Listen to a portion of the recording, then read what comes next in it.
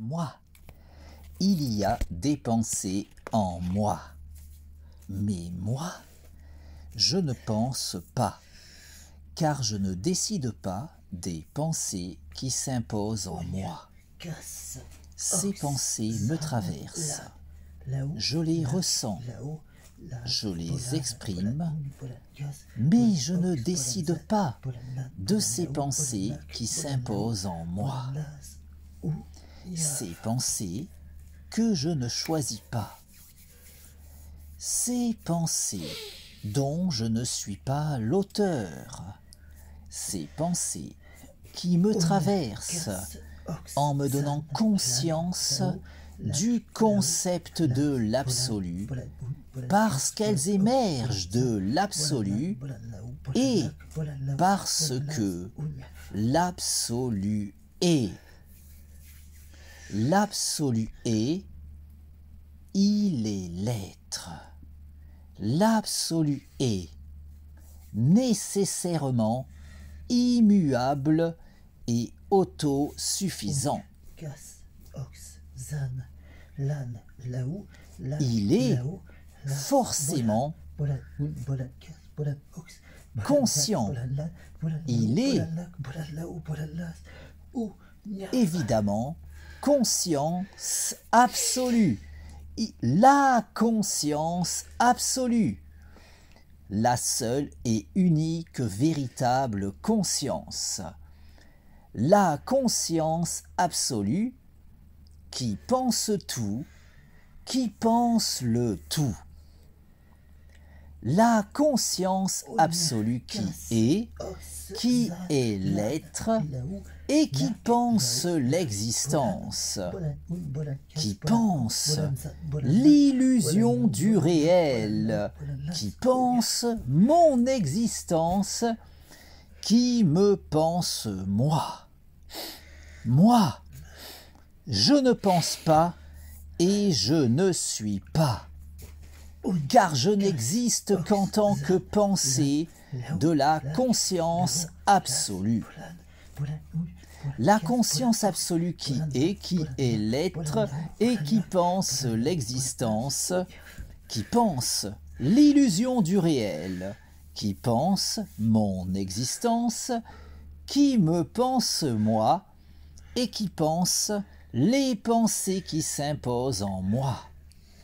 Ces pensées que je ne choisis pas, ces pensées dont je ne suis pas l'auteur, ces pensées qui me traversent en me donnant conscience de l'absolu parce qu'elles sont pensées par la conscience absolue. La conscience absolue qui est l'être. La conscience absolue qui est immuable et autosuffisante. La conscience absolue qui est l'être et qui pense instantanément toute l'histoire de l'existence. La conscience absolue qui pense instantanément toute l'histoire cosmique. Tout cet enchaînement causal qui s'écrit rationnellement. Toute cette suite de causes et d'effets qui s'articule logiquement. Toute la causalité qui s'organise suivant cette logique fondamentale qu'est la raison. Cette logique absolue qui transcende tout. La raison qui est dans les rouages de tout. La raison qui détermine absolument tout, de l'origine jusqu'à l'aboutissement, de l'infiniment grand jusqu'à l'infiniment petit, en passant par ma conscience.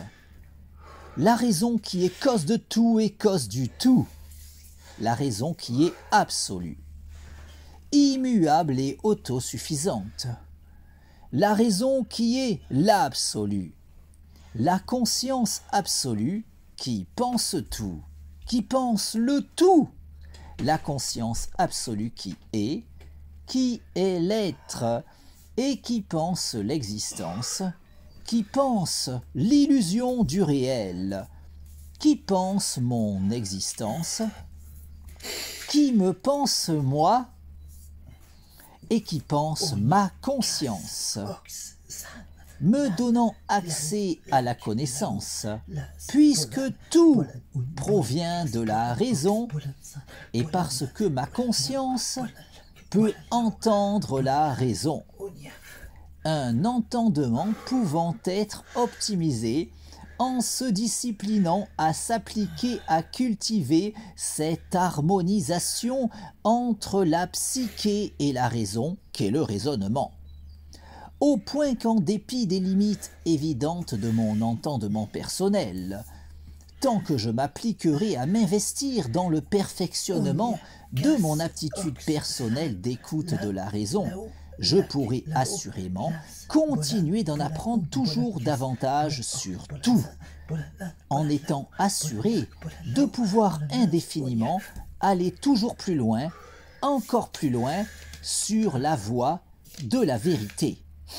La vérité qui est absolue, validant de la sorte toutes les vérités relatives de l'existence qui participent de cet absolu, qui est l'être, qui est le tout, qui est la vérité, qui est la raison, cause de tout, cause du tout et cause de soi, la raison qui est absolue, immuable et autosuffisante, la raison qui est l'absolu, la conscience absolue qui pense tout, qui pense le tout, la conscience absolue qui est l'être et qui pense l'existence, qui n'a nulle autre raison d'exister que l'évidence absolument logique pour la conscience absolue de logiquement penser absolument tout, au point de pouvoir, en dépit de l'immuabilité de son identité, vivre malgré tout toutes les expériences à travers toutes celles qui auront été vécues durant toute la durée de l'histoire cosmique, logiquement pensée instantanément dans son intégralité par la conscience absolue, qui appréhendera également parallèlement en toute logique toutes les variations logiquement possibles de l'enchaînement causal, en pensant évidemment instantanément autant de réalités alternatives dans l'immuabilité de son identité, de sorte que la conscience absolue qui est, malgré l'immuabilité de son identité, vit tout de même toutes les expériences possibles en pensant instantanément tout l'enchaînement causal avec toutes les variations logiquement envisageables de ce dernier. Pour autant de réalités alternatives, se devant logiquement d'exister autant que la nôtre, au sein de cette conscience absolue qui pense, en toute logique, absolument tout, de l'origine jusqu'à l'aboutissement, de l'infiniment grand jusqu'à l'infiniment petit, en passant par ma propre existence, tout en pensant évidemment les pensées traversant ma conscience. Ces pensées qui s'imposent en moi sans que je ne puisse décider de leur teneur, ces pensées que je perçois et partage sans pouvoir rationnellement les considérer véritablement miennes. Ces pensées qui me traversent en me donnant conscience de l'absolu parce qu'elles sont pensées par la conscience absolue qui est et qui pense l'existence, qui pense l'illusion du réel, qui pense mon existence, qui me pense moi, et qui pense les pensées qui s'imposent en moi, en comprenant nécessairement toutes les idées émergeant de ces pensées qui me traversent, dont, évidemment, tous les mondes imaginaires pouvant émerger de ces pensées dont je ne suis pas l'auteur.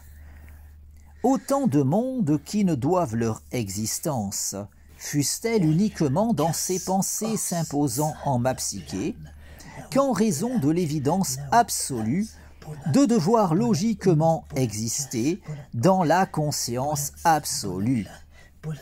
Puisqu'au vu de son statut, cette dernière ne saurait manquer de penser quoi que ce soit, au point qu'en raison de son absolutisme, cette conscience qui est, en toute logique, la seule et unique véritable conscience, qui, étant absolue, pensera logiquement tout, de l'origine jusqu'à l'aboutissement, de l'infiniment grand jusqu'à l'infiniment petit, en passant par ma conscience, en comprenant, évidemment, les pensées s'imposant en cette dernière, y compris, en toute logique, tout monde imaginaire pouvant émerger de ces pensées que je ne choisis pas.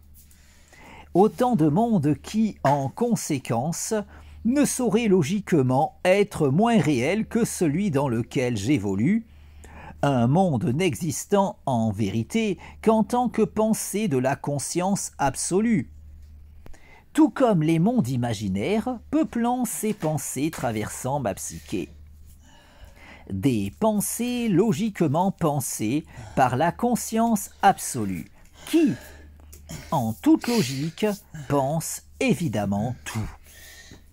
La conscience absolue qui est, tout en étant l'être à elle toute seule, et tout en étant, également, en raison de son absolutisme, en toute logique, immuable et autosuffisante, au point de vivre toutes les expériences possibles et imaginables en pensant instantanément toute l'histoire cosmique avec toutes les variations logiquement envisageables de la causalité, en vivant les expériences de toutes les formes de vie qui se devront nécessairement d'exister au cours de ce devenir instantanément pensé dans son intégralité par la conscience absolue qui, malgré l'immuabilité de son identité, peut ainsi vivre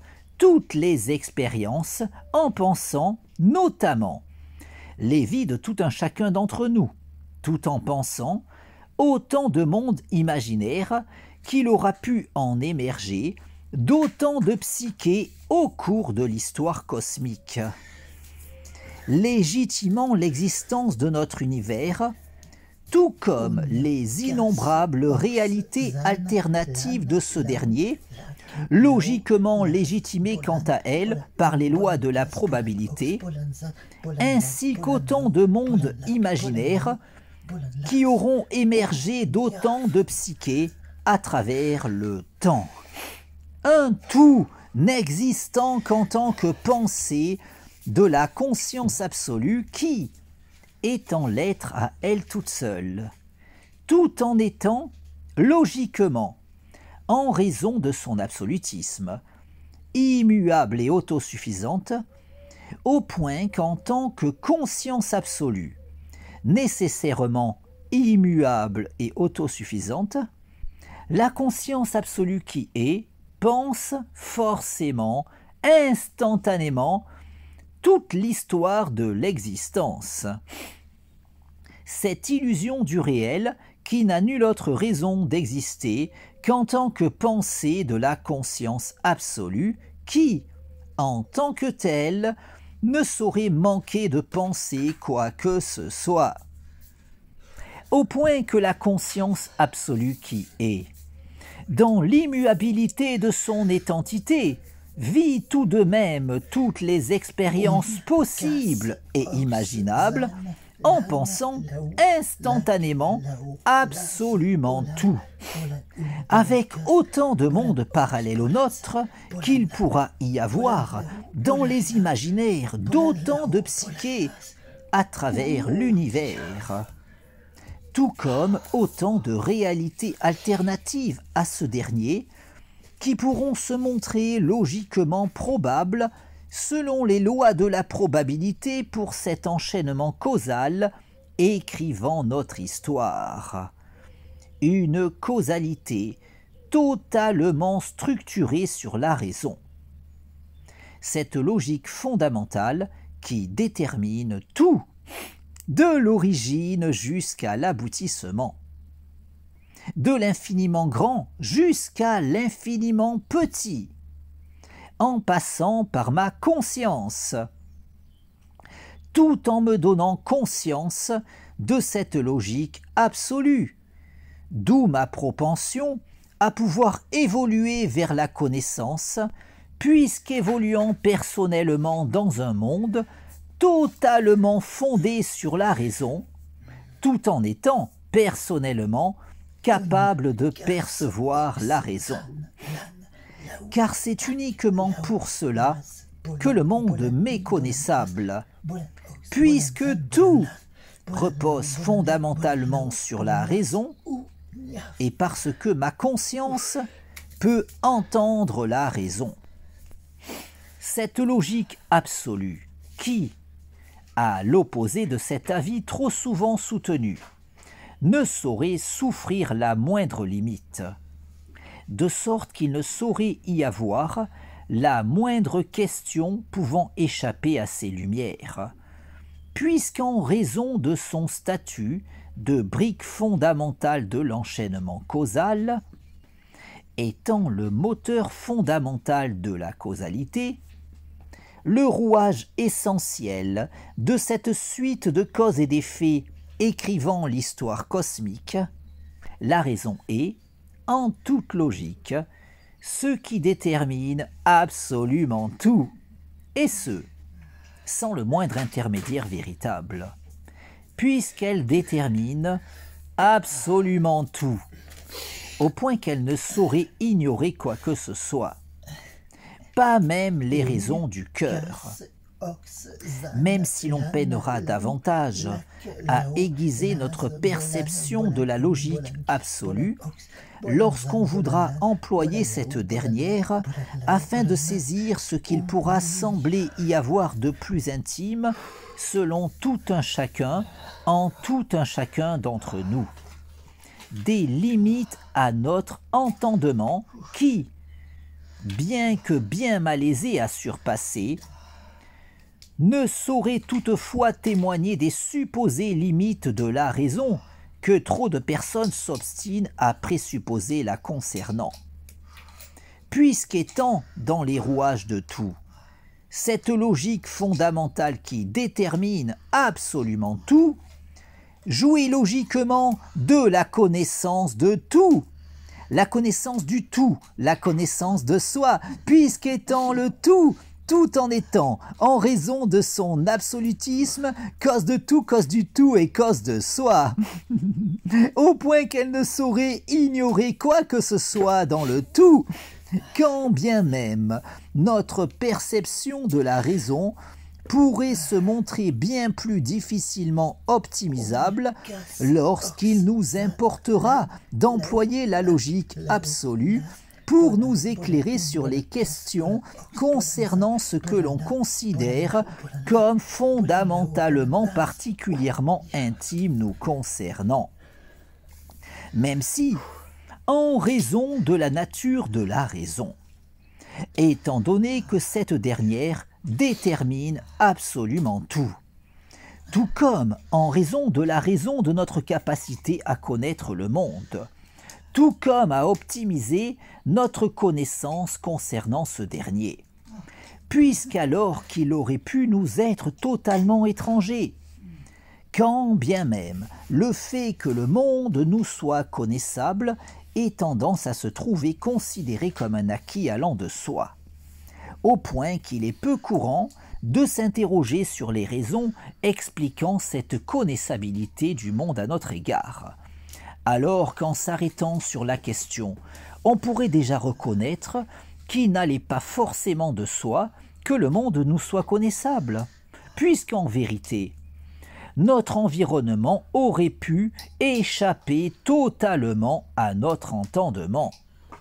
De sorte qu'il convient, dans une démarche philosophique se voulant des plus objectives, de s'interroger sur notre propension à pouvoir saisir intellectuellement le monde dans lequel nous vivons. En constatant que bien qu'il aurait pu se révéler aussi bien totalement insaisissable à notre intellect, le fait qu'il en soit tout autrement ne s'explique pas immédiatement. Alors qu'après avoir saisi le rôle de la raison, notre entendement saisira les raisons de notre aptitude à pouvoir saisir intellectuellement notre environnement. Puisqu'en vérité, en toute logique, nous évoluons dans un monde qui nous est connaissable pour la simple et unique raison suffisante qu'il repose fondamentalement sur la raison et parce que nous bénéficions tout un chacun de la capacité d'entendre la raison.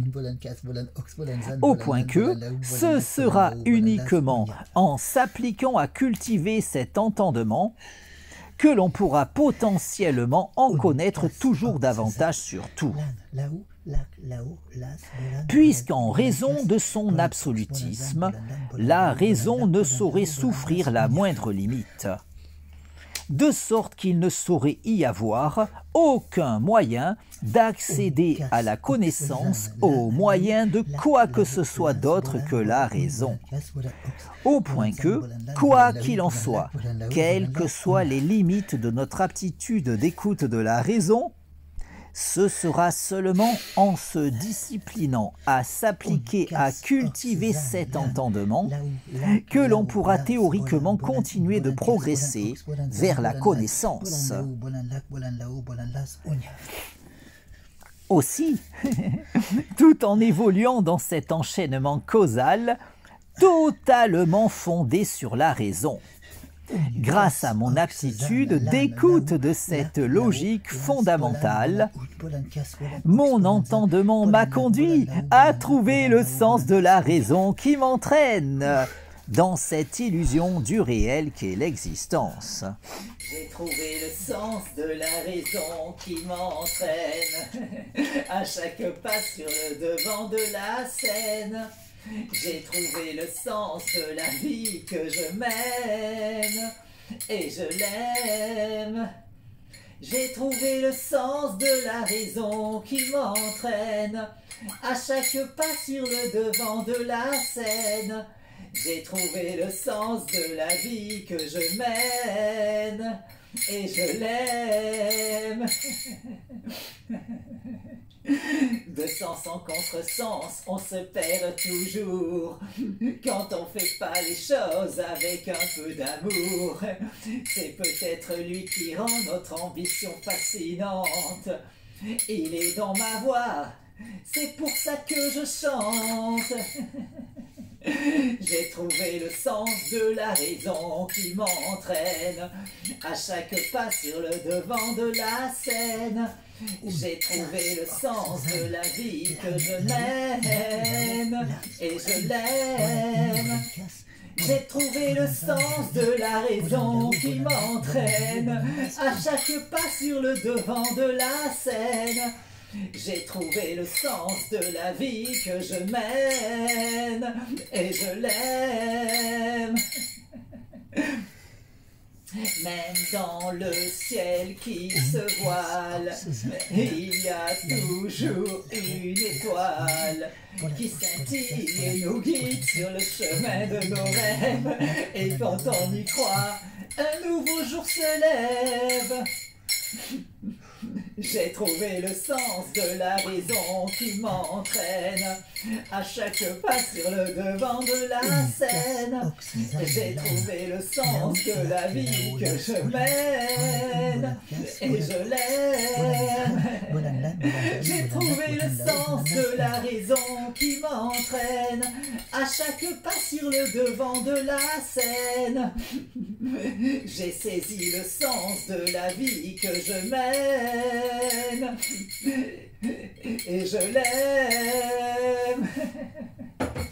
De sorte qu'ayant à présent trouvé le sens de la raison qui m'entraîne, dans cet enchaînement causal fondamentalement structuré sur la raison, j'en suis arrivé à pouvoir jouir de la lucidité suffisante au point de pouvoir faire cette expérience de rêve lucide dans ce rêve qu'est l'existence,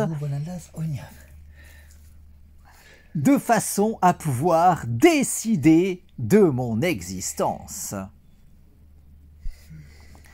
Car, de même qu'en prenant conscience de mon rêve, je peux faire l'expérience de rêve lucide lors du sommeil paradoxal, de façon à pouvoir décider de mon expérience onirique, ma lucidité de l'illusion du réel me permet de pouvoir faire cette expérience de rêve lucide dans ce rêve qu'est l'existence, de façon à pouvoir décider de mon existence. De sorte qu'ayant pris conscience de l'illusion du réel, je me trouve à présent en condition de pouvoir faire cette expérience de rêve lucide dans ce rêve qu'est l'existence, de façon à pouvoir décider de mon existence. Puisqu'étant à présent suffisamment conscient de ma véritable situation dans le tout, ayant pleinement conscience de participer à une sorte de rêve partagé avec tout un chacun, me permet, grâce à cette lucidité acquise au bout de tant d'années de réflexion philosophique, tant de temps consacré à ces travaux qui allaient me conduire à développer ma théorie du tout. Puisqu'étant à présent aussi lucide de ce rêve qu'est l'existence, que je peux l'être de cet autre niveau de rêve, davantage communément reconnu en tant que tel, je me trouve par conséquent en situation de pouvoir faire l'expérience de rêve lucide, autant durant mes aventures oniriques qu'au cours de mes expériences de vie dans cet autre niveau de rêve communément considéré comme évidemment plus réel que les illusions des songes, quand, en vérité, au vu de la raison, cette soi-disant évidence relève tellement de la pure subjectivité émotionnelle que j'en suis arrivé, en prêtant autant l'oreille à la voix de la raison, à me trouver entraîné dans ce cheminement rationnel qui allait me conduire à démontrer que tout n'est qu'illusion dans le tout.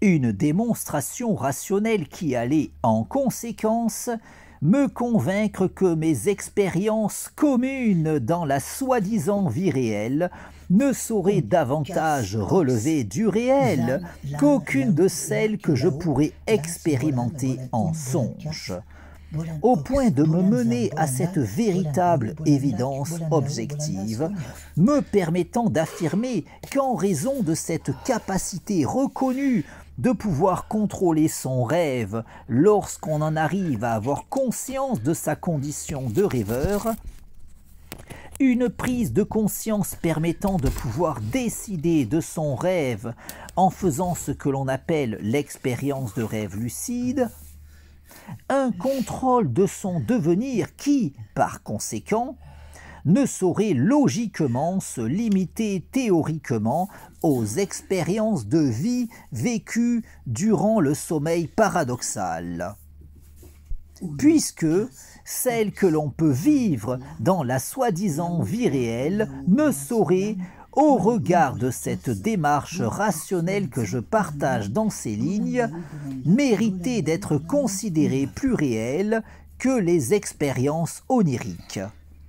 Au point qu'en conséquence, puisque tout ne relève que de l'illusion dans le tout, nos expériences de vie dans la soi-disant vie réelle n'étant rationnellement parlant pas plus réelles que ces illusions que l'on pourra vivre dans nos songes.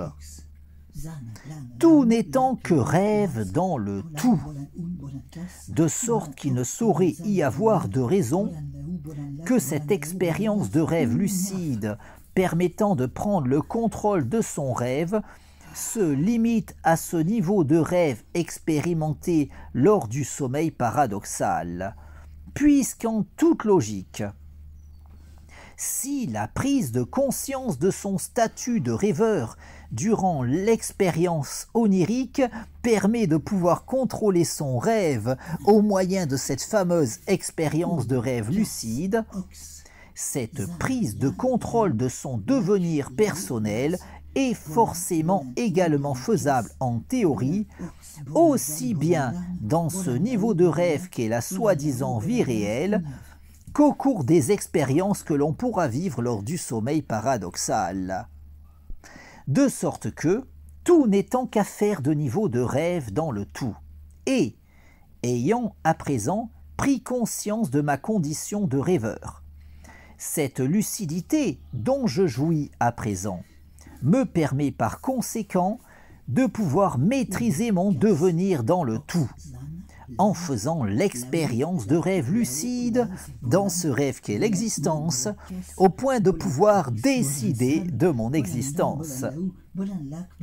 Une prise de conscience de la véritable nature de l'existence qui m'a conduit à voir suffisamment de raisons suffisantes de me discipliner au quotidien à cultiver toujours davantage cette lucidité, afin de pouvoir maîtriser toujours davantage ma condition personnelle dans ce rêve qu'est l'illusion du réel, en m'appliquant quotidiennement, non seulement à entretenir ma conscience concernant la véritable nature de la réalité, mais aussi et surtout à méditer au quotidien autant que faire se peut sur le tout, de façon à pouvoir toujours davantage gagner en lucidité, au point de pouvoir toujours davantage m'harmoniser avec le tout.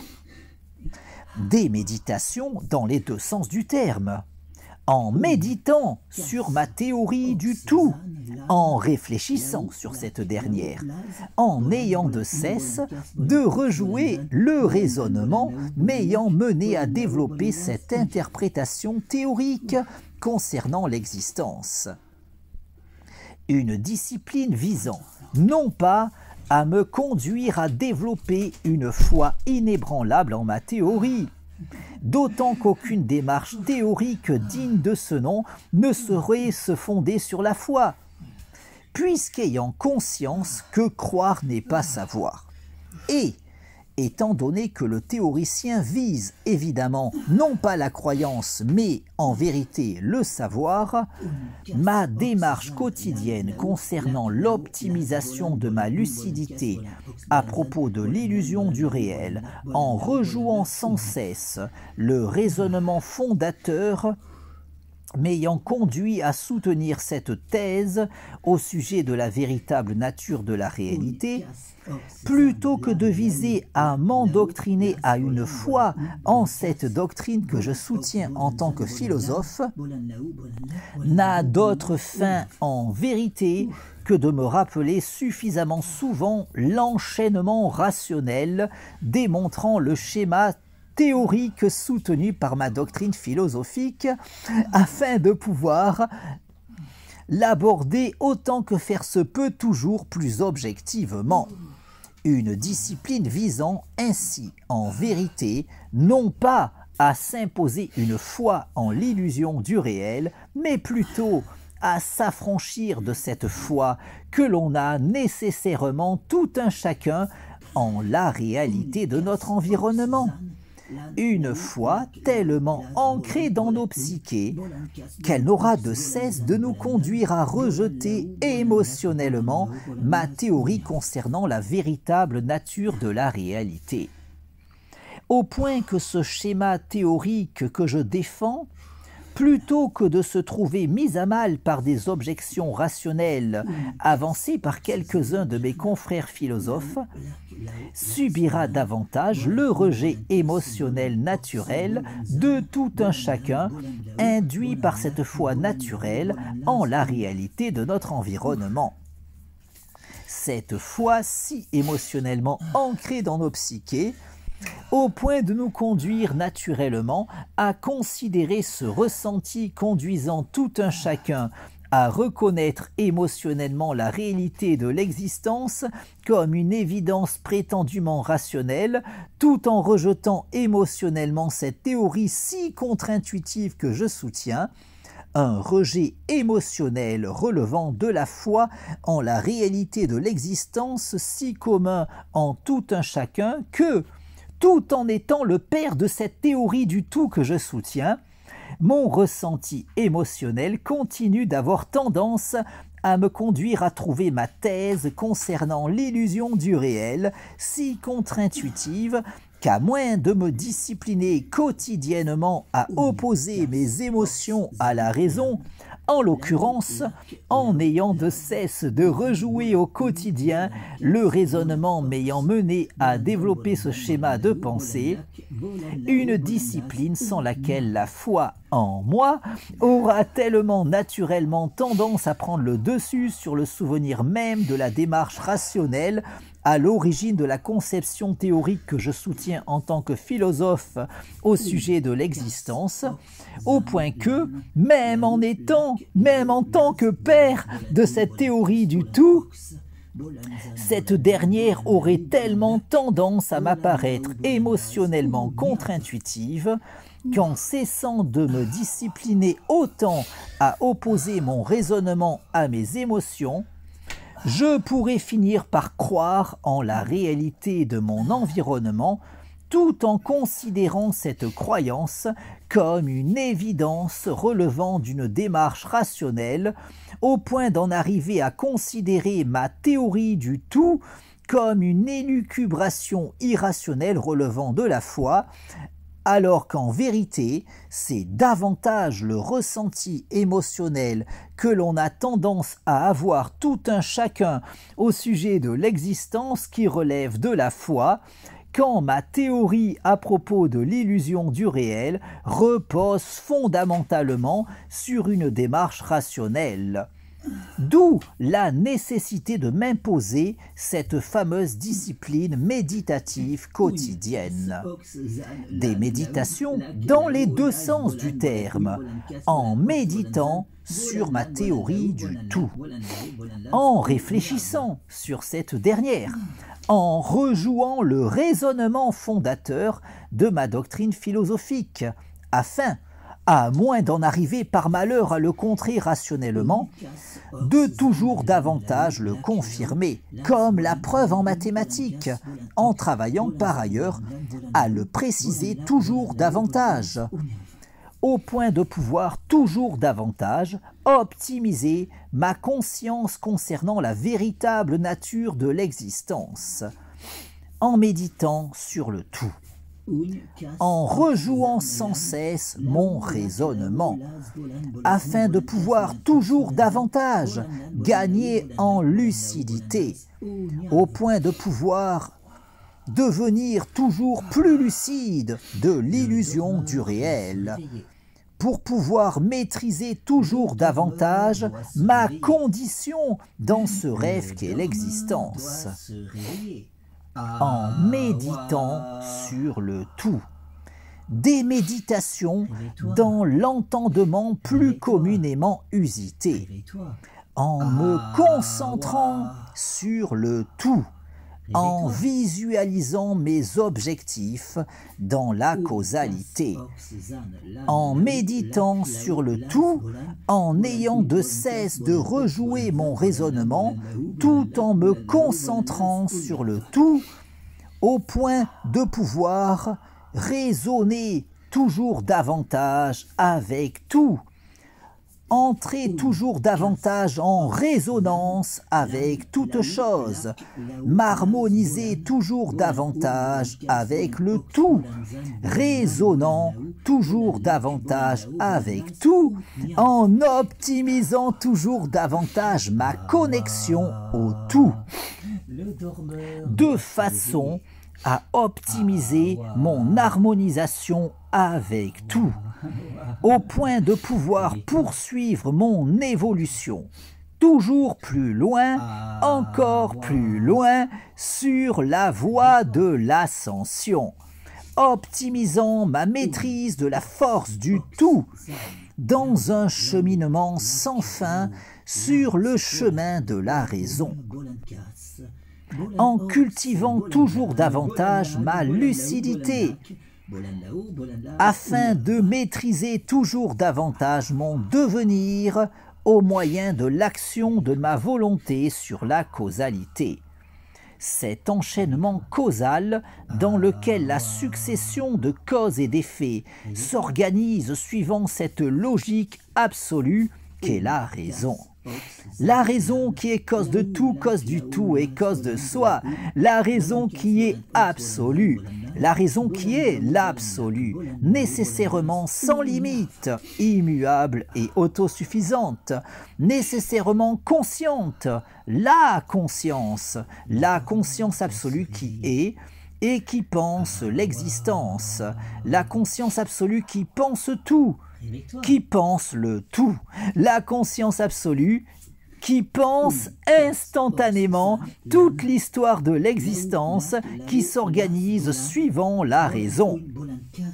La conscience absolue qui est l'être et qui pense l'existence, qui pense mon existence et qui pense ma conscience, me donnant conscience de l'absolu parce que ma conscience n'existe qu'en tant que pensée de la conscience absolue qui est et qui pense l'existence, qui me pense moi, et qui pense ces pensées qui s'imposent en moi.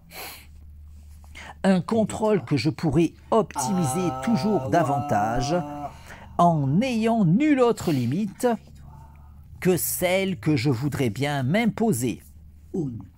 Une maîtrise que je pourrais développer toujours davantage en cultivant toujours davantage ma lucidité, au point d'optimiser toujours davantage mon expérience de rêve lucide dans ce rêve qu'est l'illusion du réel, en allant toujours plus loin, encore plus loin sur la voie de l'éveil vers l'absolu, en harmonie avec le tout. La nuit, je me couche en décidant de mon rêve. Le matin, je me lève en décidant de mon rêve. Dans ce rêve qu'est l'illusion du réel. La nuit, je m'endors en décidant de mon rêve. Le matin, je m'éveille en décidant de mon rêve. J'ai conscience de l'illusion du réel. Je peux faire l'expérience de rêve lucide dans ce rêve qu'est l'existence. J'ai conscience de n'être qu'une illusion dans ce rêve qu'est l'illusion du réel. J'ai conscience de cette illusion qu'est ma vie. J'ai conscience de cette illusion qu'est mon corps. J'ai conscience de cette illusion qu'est ma conscience. Ma conscience peut faire l'expérience de rêve lucide dans ce rêve qu'est l'existence. Ma conscience peut décider de sa sérénité. Je décide de jouir de la paix en moi, la sérénité dans mon esprit, l'harmonie en moi, mon harmonie corps-esprit, mon harmonie avec toute chose, mon harmonie avec tout, mon harmonie avec le tout. Je décide de provoquer l'alchimie en moi, l'alchimie dans ma vie, l'alchimie dans mon corps, l'alchimie dans mon esprit, l'alchimie dans mon corps-esprit, l'alchimie dans le cours de ma vie, l'alchimie dans mon existence, l'alchimie dans l'orientation de mon existence. Je décide de cette illusion qu'est ma vie. Je décide de cette illusion qu'est mon corps. Je décide de cette illusion qu'est mon esprit. Je décide de cette illusion qu'est mon corps-esprit. Je décide du cours de ma vie. Je décide d'orienter ma vie selon ma volonté dans ce rêve qu'est l'existence. Je décide de vivre la vie de mes rêves dans ce rêve qu'est l'illusion du réel. Je décide de l'orientation de mon existence. Ma lucidité de l'illusion du réel me permet de pouvoir faire cette expérience de rêve lucide dans ce rêve qu'est l'existence, de façon à pouvoir décider de mon existence. La nuit, je me couche en décidant de mon rêve. Le matin, je me lève en décidant de mon rêve, dans ce rêve qui est l'illusion du réel. La nuit, je m'endors en décidant de mon rêve. Le matin, je me réveille en décidant de mon rêve. Ma lucidité de l'illusion du réel me permet de pouvoir faire l'expérience de rêve lucide dans ce rêve qu'est l'existence, de façon à pouvoir évoluer sur le chemin de l'accomplissement de mon moi. Car davantage je cultiverai ma lucidité, davantage je pourrai aller plus loin, toujours plus loin, n'ayant nulle autre limite que celle que je m'imposerai, de sorte qu'en cultivant toujours davantage ma lucidité, je pourrai toujours davantage poursuivre mon cheminement sur la voie de l'ascension de mon moi. La nuit, je me couche en décidant de mon rêve. Le matin, je me lève en décidant de mon rêve, dans ce rêve qu'est l'illusion du réel. La nuit, je m'endors en décidant de mon rêve. Le matin, je m'éveille en décidant de mon rêve. Ma lucidité de l'illusion du réel me permet de pouvoir faire l'expérience de rêve lucide dans ce rêve qu'est l'existence, de façon à pouvoir décider de mon existence.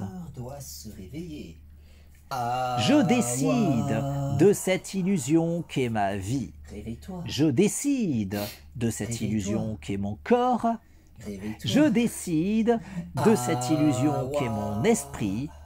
Je décide de cette illusion qu'est mon corps-esprit. Je décide de jouir d'une santé optimale. Je décide de jouir d'un corps en bonne santé. Je décide de jouir d'une santé optimale corps-esprit. Je décide de jouir d'une jeunesse éternelle. Je décide de vivre éternellement.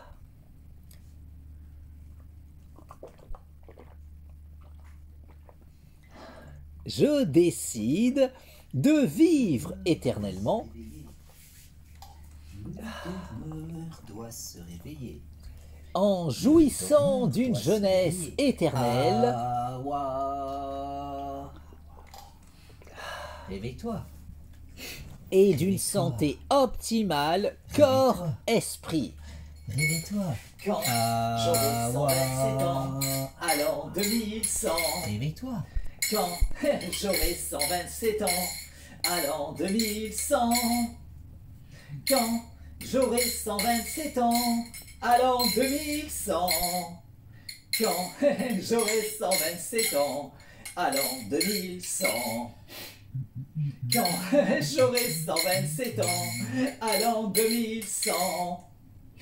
Quand j'aurai 127 ans, à l'an 2100. Quand j'aurai 127 ans, à l'an 2100. Quand j'aurai 127 ans, à l'an 2100. À l'an 2100, j'aurai 127 ans, sans aucune marque du poids des ans. À l'an 2100. À l'an 2100, j'aurai 127 ans, et j'aurai toujours toutes mes dents. À l'an 2100. Quand j'aurai 127 ans, à l'an 2100. Quand j'aurai 127 ans, à l'an 2100.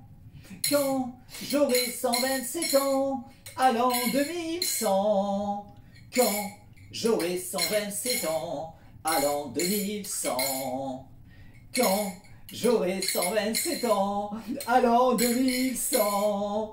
Quand j'aurai 127 ans, à l'an 2100.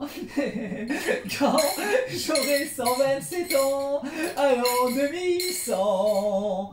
Quand j'aurai 127 ans, à l'an 2100. À l'an 2100, j'aurai 127 ans, et je n'aurai pas un seul cheveu blanc. À l'an 2100. À l'an 2100, j'aurai 127 ans, et j'aurai l'air d'avoir 20 ans. À l'an 2100. Quand j'aurai 127 ans, à l'an 2100. Quand j'aurai 127 ans, à l'an 2100. Quand j'aurai 127 ans, à l'an 2100. Quand j'aurai 127 ans, à l'an 2100. Quand j'aurai 127 ans, à l'an 2100. Quand j'aurai 127 ans, à l'an 2100. Quand j'aurai 127 ans, à l'an 2100. Quand j'aurai 127 ans, à l'an 2100. La lucidité de l'illusion du réel me permet de pouvoir faire l'expérience de rêve lucide dans ce rêve qu'est l'existence, de façon à pouvoir décider de mon existence. La nuit, je me couche en décidant de mon rêve. Le matin, je me lève en décidant de mon rêve. Dans ce rêve qu'est l'illusion du réel. La nuit, je m'endors en décidant de mon rêve. Le matin, je m'éveille en décidant de mon rêve. Awa. Ma lucidité de l'illusion du réel me permet de pouvoir faire l'expérience de rêve lucide dans ce rêve qu'est l'existence, de façon à pouvoir évoluer sur la voie de l'ascension de mon moi. Awa. Réveille-toi. Awa. Réveille-toi. Réveille-toi. Awa.